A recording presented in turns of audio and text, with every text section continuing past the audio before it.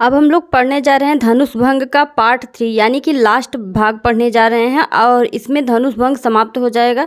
फिर हम लोग पढ़ेंगे वन पथ पर, ठीक है। उसके बाद वन पथ पर कंप्लीट करेंगे और धनुष भंग को लिखने वाले तुलसीदास जी हैं और ये चैप्टर अब समाप्त होने जा रहा है। इसको हमने 3 पार्ट में पढ़ाया है, ठीक है। आप लोग समझ लीजिएगा। चलिए शुरू करते हैं। चाँप समीप राम जब आए, नर नारिन सुख सुकृत मनाए, सब कर संसव और अज्ञानु, मंद महीपन कर अभिमानु। अब क्या हुआ, श्री रामचंद्र जी जब धनुष के समीप आए, चाप समीप राम जब आए, धनुष के समीप जब राम आए, नर नारी ने सुकृत मनाए, तब सब स्त्री पुरुष देवता और पुण्यों को, सबने अपने पुण्यों को मनाया। सब कर संसव और अज्ञानु, मंद महीपन कर अभिमानु। सबका संदेह और अज्ञान, नीच राजाओं का अभिमान। भृगुपति केरी गर्भ गरुआई, सुनि मुनिवरन केरी कदराई, सिय कर सोच जनक पछतावा, रानिन कर दारुण दुख दावा। यहाँ पर देखिए क्या कहते हैं, परशुराम जी के गर्भ की गरुता, देवता और श्रेष्ठ मुनियों की कातरता, सीता जी का सोच, जनक का पश्चाताप, रानियों के दारुण दुख का दावा नल। शंभु चाप बड़ बोहित पाई, चढ़े जाय सब संगु बनाई, राम बाहुबल सिंधु अपारू, चहत पारू नहीं को कड़हारू। ये सब शिव जी के धनुष रूपी बड़े जहाज को पाकर समाज बनाकर उस पर जा चढ़े। ये श्री रामचंद्र जी को भुजाओं के बल रूपी अपार समुद्र के पार जाना चाहते हैं, परंतु कोई केवट यहाँ नहीं है जो इन्हें ये बता पाए कि श्री राम जी कौन हैं। राम बिलो के लोग सब, चित्र लिखे से देख, चितई सिय कृपायतन, जानी बिकल बिसेखी। यहाँ पर कहते हैं राम बिलो के लोग सब, चित्र लिखे से देखी, श्री रामचंद्र जी ने सब लोगों की ओर देखा और उन्हें चित्र में लिखे हुए से देखकर फिर कृपा निधान जी श्री रामचंद्र जी ने चितई सिय कृपायतन, जानी बिकल बिसेखी। श्री रामचंद्र जी ने सीता की ओर देखा और उन्हें विशेष व्याकुल जाना। देख विपुल बिकल भय देहि, निमिष बिहात कल्प सम तेहि, त्रिसित बार बिन जो तनु त्यागा, मुए करई का सुधा तड़ागा। उन्होंने जानकी जी को बहुत ही विकल देखा। देख विपुल बिकल भय देहि, उन्होंने जानकी जी को बहुत विकल देखा। उनका एक निमिष बिहात कल्प एक तेहि, उनका एक एक क्षण कल्प के समान बीत रहा था। यदि प्यासा आदमी पानी के बिना शरीर छोड़ दे तो उसके मर जाने पर अमृत का तालाब भी क्या करेगा। अगर कोई प्यासा है वह जो है पानी, अगर कोई प्यासा है वह प्यास में अपना शरीर छोड़ दे तो उसके मर जाने के बाद अगर अमृत का तालाब भी उसके सामने आ जाए तो भी क्या करेगा, मुँह करेगा सुधा तड़ागा, ठीक है। तो उसी तरीके से श्री राम जी अब क्या कर रहे हैं, का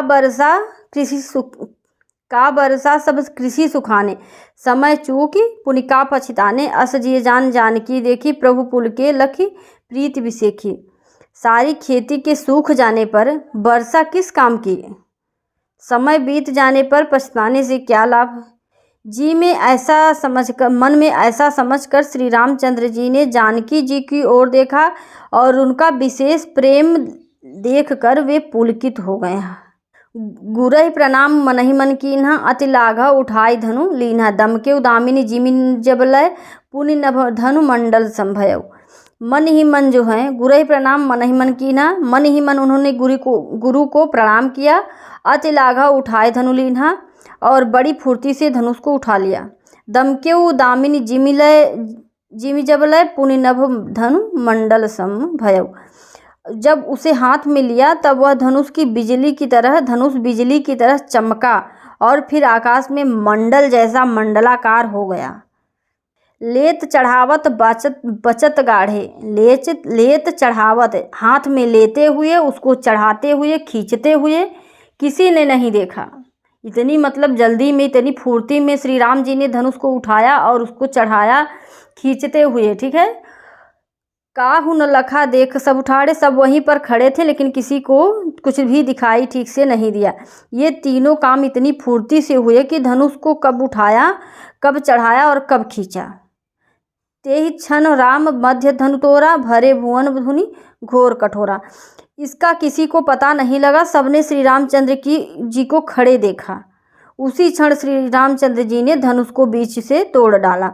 भयंकर कठोर ध्वनि से लोक भर में ध्वनि हो गई। भरे भुवन घोर कठोर रब, बाजी तजी मारग चले, चिक्क रही दिग्गज डोल मही आई, कोल कुरुम कलमले, सुर असुर मुनि कर कान दीन्हे, सकल बिकल विचारही, कोदंड खंडे राम तुलसी जयति वचन उच्चारही। घोर कठोर शब्द से सब लोग भर गए। भरे भुवन को कठोर रवि, बाजी तजी मारग चले। सूर्य के घोड़े, रविबाज यानी सूर्य के घोड़े मार्ग छोड़कर चलने लगे, दूसरी दिशा में चलने लगे। चिक्क रही दिग्गज डोल मही अहि, कोल कुरुम कलमले, दिग्गज चिक्खाड़ने लगे, धरती डोलने लगी, शेष वाराह और कच्छप कलमला उठे। अब यहाँ पर देखिए, श्री लक्ष्मण जी ने अगर धरती को दबाया नहीं होता तो कितना कुछ हो जाता, लेकिन इतना दबाने पर भी, इतना कहने पर भी, सबको सचेत करने पर भी कितना हंगामा हुआ। ठीक है, वाराह और कच्छप कलमला उठे। देवता, राक्षस और मुनि कानों पर हाथ रखकर सब व्याकुल होकर विचारने लगे कि आखिर हुआ क्या है। तुलसीदास जी कहते हैं कि जब सबको निश्चय हो गया कि श्री रामचंद्र जी ने धनुष को तोड़ डाला, तब सब श्री रामचंद्र की जय जयकार बोलने लगे। अब यहाँ पर देखिए, मैंने आपको पूरा अर्थ धनुष भंग का, जिसको लिखने वाले तुलसीदास जी हैं, और यह कहाँ से लिया गया है, रामचरित से लिया गया है, बालकांड के, रामचरित के बालकांड से, यानी कि पहले कांड से ही लिया गया है। और यहाँ पर जो है आपको पूरा अच्छे से अर्थ समझाया है। अगर कहीं भी कोई दिक्कत है तो आप लोग कमेंट करके बताइएगा।